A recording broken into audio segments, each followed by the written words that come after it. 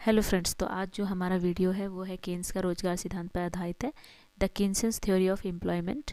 तो केन्स का थ्योरी जो है दिया हुआ है एम्प्लॉयमेंट पे, वो उसको स्टार्ट करने से पहले हम लोग केन्स के बारे में थोड़ी जानकारी प्राप्त कर लेते हैं। चलिए, जॉन मेनार्ड केन्स का जन्म 1883 ईस्वी में हुआ था और इनका निधन 1946 में। ये एक अर्थशास्त्री थे, फाइनेंसर और ब्रिटिश पत्रकार थे। उनके सिद्धांतों ने व्यापक आर्थिक सोच और 20वीं सदी की राजनीतिक अर्थव्यवस्था को प्रभावित किया। इनका महत्वपूर्ण योगदान मैक्रो इकोनॉमिक्स में देखा जा सकता है और इसी कारण से इनको मैक्रो इकोनॉमिक्स का जन्मदाता भी कहा जाता है। तो मैं आपको बता दूं, इनका रोजगार का सिद्धांत जो है बहुत ही ज़्यादा प्रसिद्ध रहा। तो इसी से संबंधित आज इनके थ्योरी को हम लोग पढ़ेंगे। इनकी एक पुस्तक का भी नाम है, मैं बता दूं, जो general theory of employment, interest and money, जो आय एवं रोजगार के सिद्धांत से संबंधित है। चलिए आगे इनके सिद्धांतों के बारे में पढ़ते हैं कि इनके सिद्धांत किस मान्यता पर आधारित हैं। तो इनकी मान्यताएं हैं। केन्स का रोजगार सिद्धांत निम्नलिखित मान्यताओं पर आधारित है। तो पहला मान्यता है, यह सिद्धांत अल्पकाल की मान्यता पर आधारित है, जिसमें उत्पादन की तकनीक एवं स्थिर पूंजी की जो मात्रा में प्रायः परिवर्तन नहीं होता है, यानी कि स्थिर होते हैं। ये याद रखिएगा, यानी कि हम कह सकते हैं कि केन्स का जो रोजगार सिद्धांत है वो शॉर्ट पीरियड यानी कि अल्पकाल की मान्यता पर आधारित है, ठीक है। और जिसमें उत्पादन के जितने भी तकनीक हैं, जितने भी टेक्निक्स यूज़ किए जाते हैं उत्पादन के लिए, वो फिक्स्ड होते हैं, उसमें चेंजेस नहीं होते, बस इतना कहना है। तो उत्पादन के साधन आप लोगों को पता ही है, भूमि, श्रम, पूंजी, साहसी, तो जो भी इसमें यूज़ किए जाएंगे वो कांस्टेंट रहेंगे। अगला पॉइंट आगे और देखें, केन्स के रोजगार सिद्धांत की मान्यता जो तो अगला पॉइंट है पॉइंट नंबर 2, बाजार में पूर्ण प्रतियोगिता की स्थिति रहती है। और तीसरा पॉइंट है, उत्पादन के क्षेत्र में क्रमागत उत्पत्ति ह्रास नियम लागू होता है। आगे हम लोग पॉइंट देखते हैं।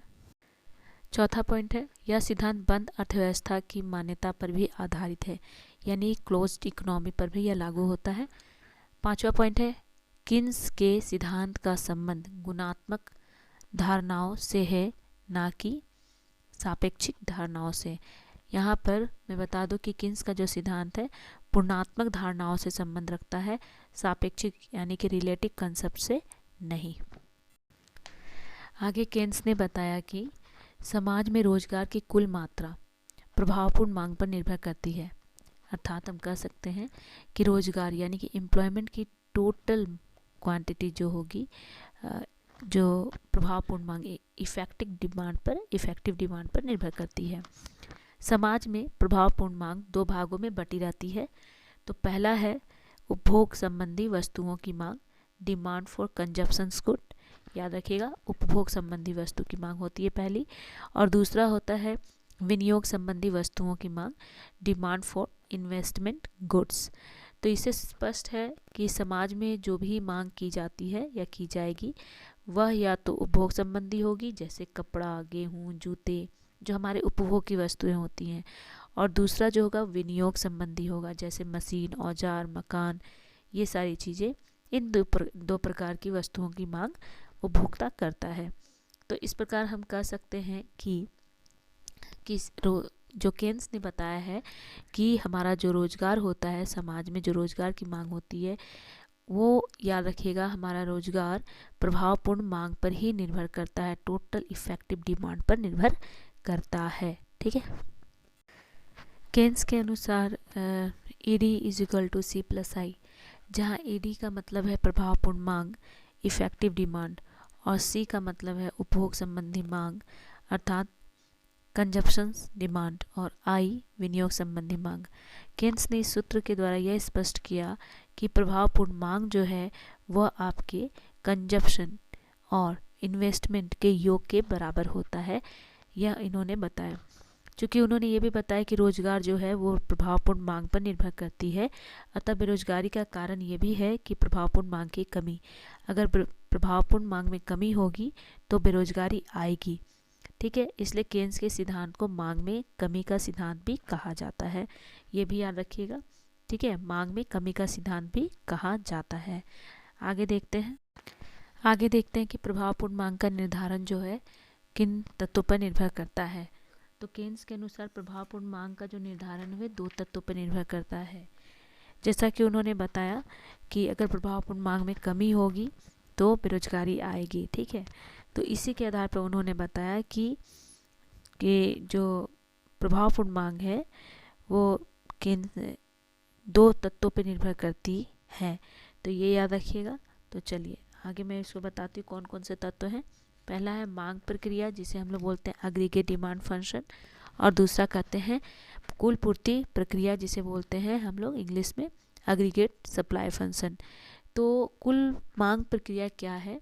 कुल मांग प्रक्रिया मुद्रा की विभिन्न राशियों की वह अनुसूची है जिसे अर्थव्यवस्था में रोजगार के विभिन्न स्तरों पर साहसी अपने उत्पादक की बिक्री से प्राप्त करने की एक इच्छा रखता है। ये याद रखिएगा, ठीक है। यानी कि कुल मांग प्रक्रिया हम किसे कह सकते हैं?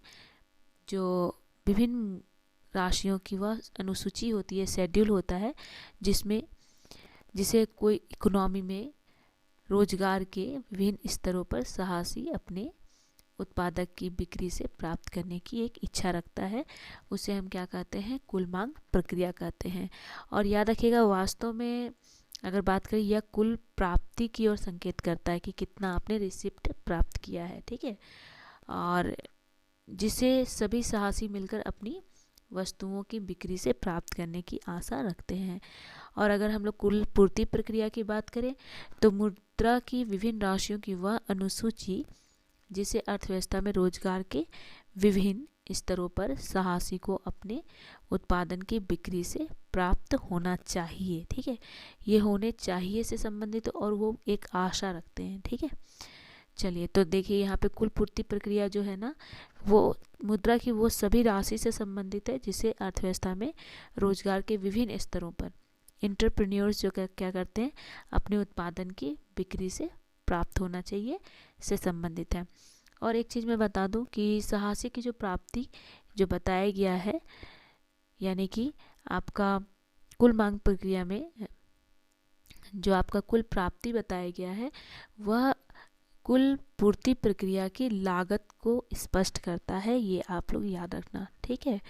यदि साहसियों की प्राप्ति उनकी लागत से कम होगी तो उत्पादन करना बंद कर देंगे, क्योंकि अगर लाभ कम होगा तो कोई भी उत्पादन नहीं करेगा और मजदूरों को रोजगार पर नहीं लगाएगा, क्योंकि कोई भी लॉस नहीं ना सहेगा, इसीलिए, ठीक है। कोई भी लॉस नहीं उठाना चाहता, हानि नहीं उठाना चाहता। तो अर्थव्यवस्था में जब तक लागत प्राप्ति से कम रहेगी तब तक रोजगार में वृद्धि होती रहेगी और यह प्रक्रिया तब तक चलती रहेगी जब तक कि लागत एवं प्राप्ति एक दूसरे के बराबर ना हो जाए। जब दोनों बराबर हो जाते हैं तो फिर ये क्रियाएं लगातार चलती रहती हैं। ये आप लोग याद रखना। प्रोफेसर केन्स के द्वारा दिए गए सिद्धांत, रोजगार सिद्धांत को ग्राफ के माध्यम से स्पष्ट करेंगे जो आप लोगों को अच्छे से समझ में आएगा। चलिए स्टार्ट करते हैं। तो इस ग्राफ के माध्यम से हम लोग जानेंगे रोजगार का सिद्धांत को जो केन्स के द्वारा दिया गया था। तो यहाँ आप देख सकते हो कि OY अक्ष पे मैंने आय या लागत को लिया है, जिसे इंग्लिश में कॉस्ट कहते हैं, और OX अक्ष पे मैंने रोजगार एम्प्लॉयमेंट को लिया हुआ है, ठीक है। इस चित्र से हम लोग स्पष्ट करेंगे कि केन्स ने जो आय और रोजगार का सिद्धांत दिया हुआ है उसे हम लोग कैसे स्पष्ट कर सकते हैं, वो हम लोग आज समझ जाएंगे, ठीक है। चलिए तो आप लोग कॉपी कलम ले लें और लिखना शुरू करें, क्योंकि जब ग्राफ्स की बात होती है तो बहुत केयरफुली इसको समझना ज़रूरी होता है। ऐसे तो बहुत सारे वीडियोस हैं, बहुत सारे चैनल्स हैं जो आप यूट्यूब पे देख सकते हो, पर आप लोग लिखा करो, क्योंकि इकोनॉमिक्स में ग्राफ को समझना थोड़ा बहुत ही पैसेंस के साथ होना ज़रूरी होता है। तो देखिए मैं आपको बताती हूँ कि इससे पहले, इस ग्राफ को समझने से पहले कुछ बातें हैं जो आप लोगों को जान लेनी चाहिए। तो जैसा कि मैंने बताया था कि केन्स ने कुल मांग प्रक्रिया और कुल पूर्ति प्रक्रिया पर माना है कि किसी भी अगर रोजगार की बात करें तो हम लोग प्रभावपूर्ण मांग का ही बहुत ज़्यादा महत्व होता है। इसी से संबंधित मार्शल के अनुसार, मार्शल ने भी अपना एक विचार दिया था कि मार्शल ने कहा था कि अगर हम लोग बात करें, मांग और पूर्ति की शक्तियां हैं जो मूल्य का निर्धारण करती हैं, ठीक है। यानी कि मार्शल ने भी कहा था कि मांग और पूर्ति की जो शक्तियां वो क्या करती हैं, मूल्य को निर्धारण करती है, यानी कि प्राइस को डिटरमाइन करती हैं। तो याद रखिएगा उसी तरह से केन्स ने भी प्रभावपूर्ण मांग का निर्धारण जो किया है कुल मांग प्रक्रिया और कुल पूर्ति प्रक्रिया के द्वारा किया है।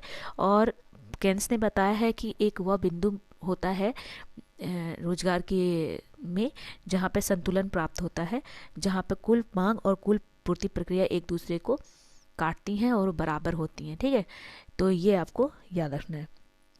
तो मैं आपको बता दूं कि आप लोग थोड़ा सा लिख लो कि यहाँ पे एडीएस और एएफएस क्या है। तो एडीएस को हम लोग बोलते हैं कुल मांग प्रक्रिया, याद रखिएगा इसको क्या कहते हैं। एडीएस को कहा जाता है कुल मांग प्रक्रिया, याद रखिएगा। ठीक है, और एक आता है एएसएफ। ठीक है, एएसएफ जिसे हम लोग कहते हैं कुल पूर्ति प्रक्रिया। ये दो बहुत इंपॉर्टेंट टर्म है इस थ्योरी को समझने के लिए। तो मैं पहले बता दूं को आप लोगों को मैंने बता दिया कि ओ वाई पे और ओ एक्स पे हम लोगों ने क्या लिया हुआ है। आगे मैं बताऊं कि यहाँ पे डी डी है। डी डी रेखा आप लोगों को दिख रही होगी। जो डी डी रेखा है वो क्या बता रही है, तो याद रखिएगा डी डी जो आपको एडीएफ के बारे में बता रही है। एडीएफ मतलब एग्रीगेट डिमांड फंक्शन को बता रही है। डीडीएफ एडीएफ के बराबर है।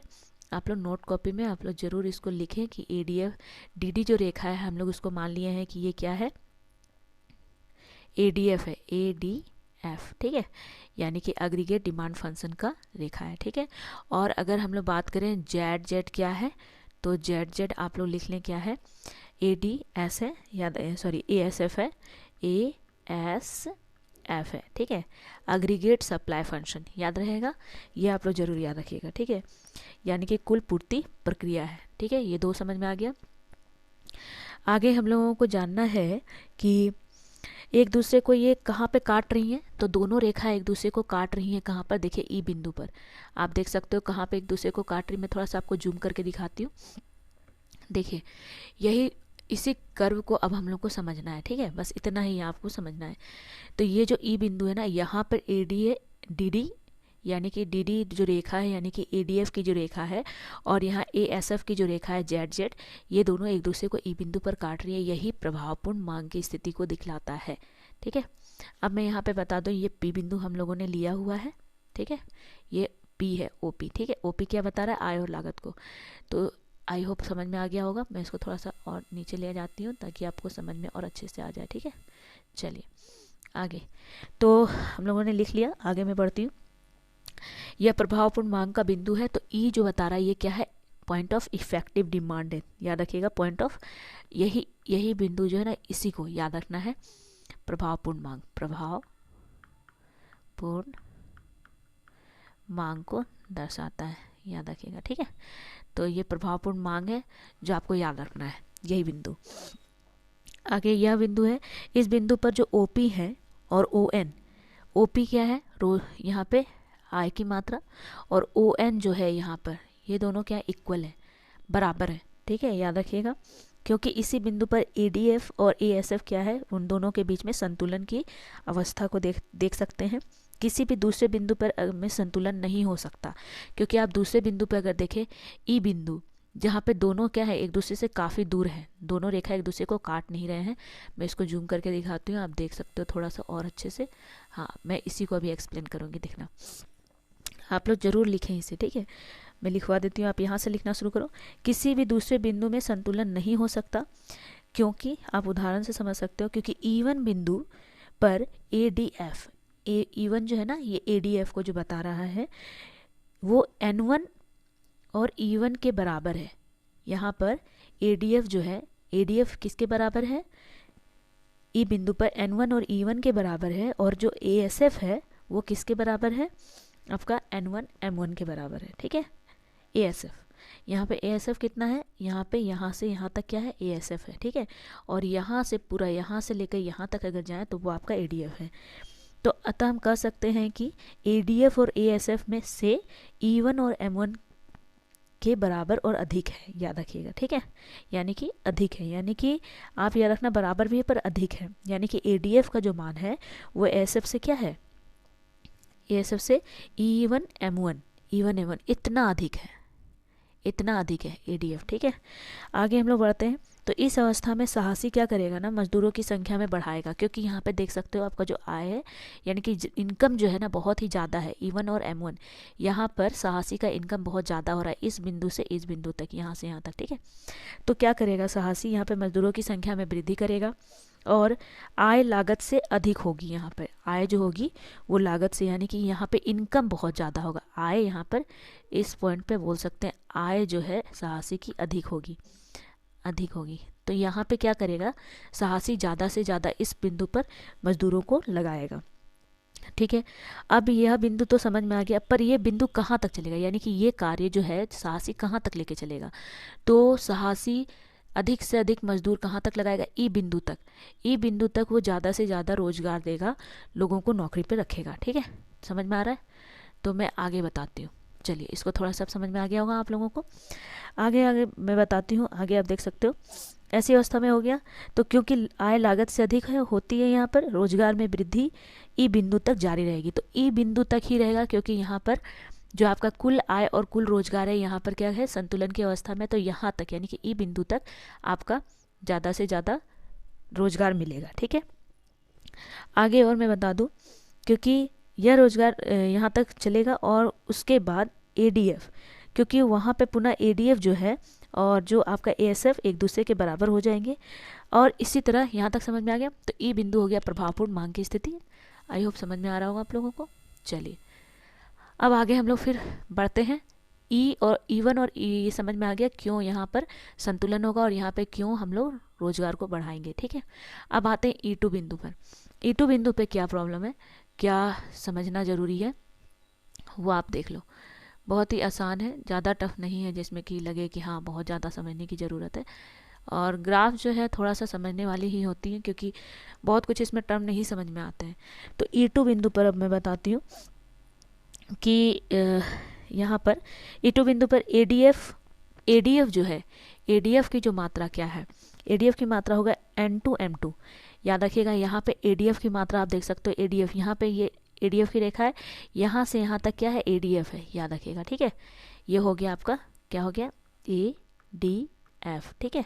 यहाँ पे आप देखो कि ADF क्या है घट रहा है और यहाँ पे ASF क्या हो रहा है बढ़ रहा है। यहाँ पे क्या था E1 बिंदु पे ADF बढ़ रहा था और ASF क्या हो रहा था घट रहा था, ठीक है। तो इस बिंदु में क्या हो रहा था कि साहसी को प्रॉफिट हो रहा था।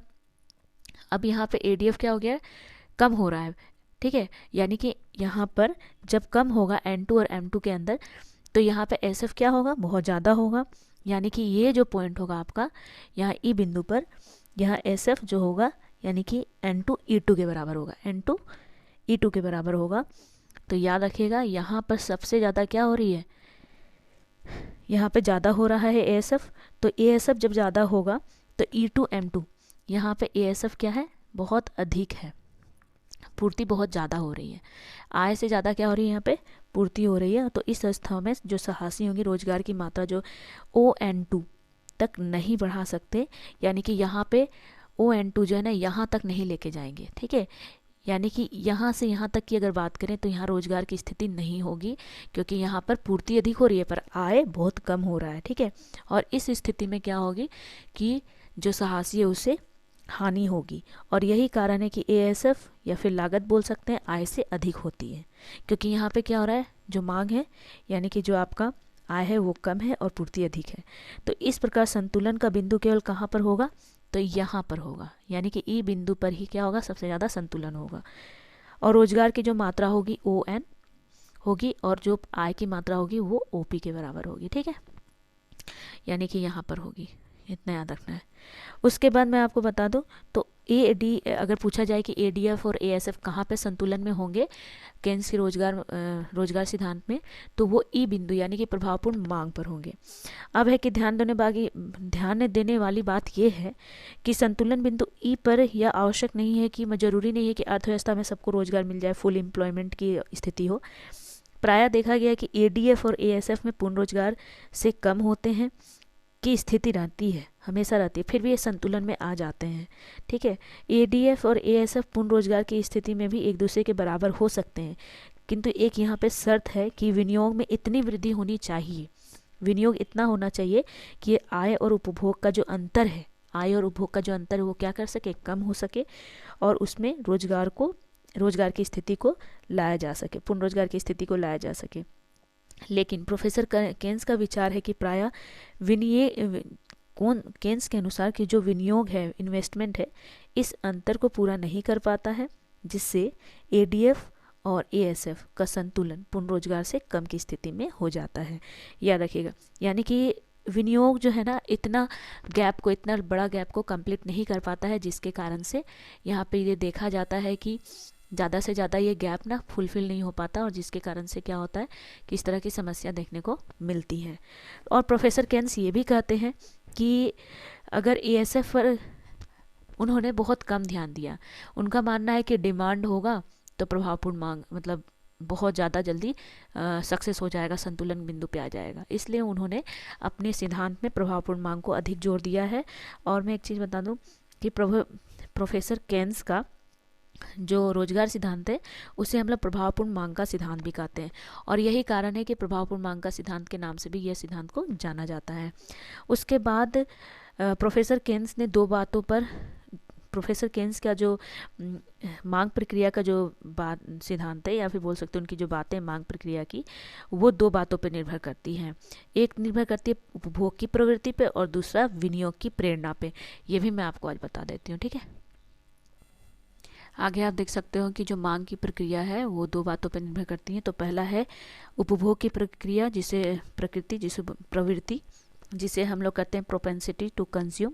तो उपभोग की प्रवृत्ति, ठीक है, पहला ऐसा केन्स ने माना है कि अगर हम लोग बात करें मांग प्रक्रिया को, यानी कि एग्रीगेट डिमांड फंक्शन की, तो पहला आ जाता है उपभोग की प्रवृत्ति, और दूसरा जो आता है विनियोग की प्रेरणा, जिसे बोलते हैं इंड्यूसमेंट टू इन्वेस्टमेंट।